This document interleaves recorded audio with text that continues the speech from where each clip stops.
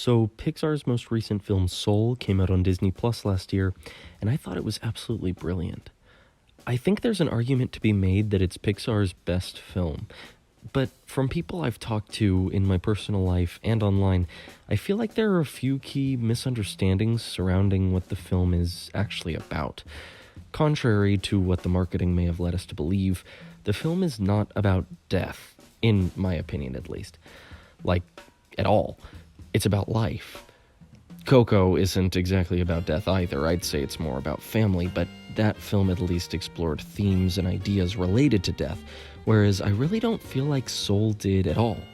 And that's not a bad thing. I've heard people cite it as a criticism, but I really don't think it's a valid critique because that's not what the film was trying to do. And I'll explain why I think that. A lot of trailers and marketing were centered around Joe falling into the sewer and dying. Almost none of the marketing mentions the great before, and absolutely none of it, to my knowledge, revealed anything about the second half of the movie where Joe becomes Mittens and 22 becomes Joe.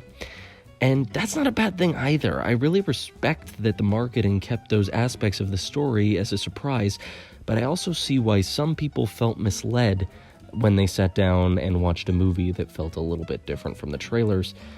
But you might be wondering why I say that this film has nothing to do with death, when the main character literally dies and spends the movie trying to come back to life. I also don't think this movie is really about music or about passion in general, unlike Ratatouille and Coco, which, among other things, are about passion for cooking and for music.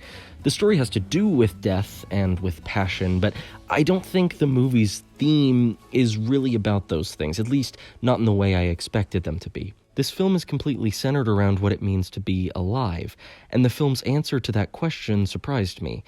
It's not about finding your purpose or spark, as the movie puts it, in music or in cooking or acting or barbering or science or anything else.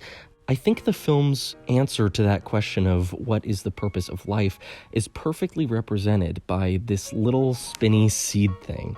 I was gonna look up the name, but I think that's besides the point. That little spinny seed thing, that slice of pizza, that lollipop, that simple act of kindness, and the wind and the sun, that's the purpose of life. It's not about finding your one passion or your one purpose through your occupation or anything else. It's about just being alive.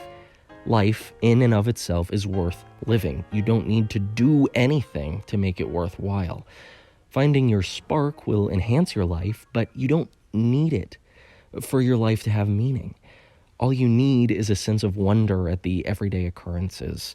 And I think the story has more to do with Joe realizing this than 22, because while 22 didn't think life was worth it at all, Joe believed it was worth it, but for the wrong reasons. Fame, success, recognition, when all he really needed was his connection with his mom and an appreciation for the everyday beauty, and yes, music, but music for the right reasons. For the love of it instead of for the pursuit of success. That's just my interpretation, of course. If you got something else out of it, I think that's just another reason why this movie is so great.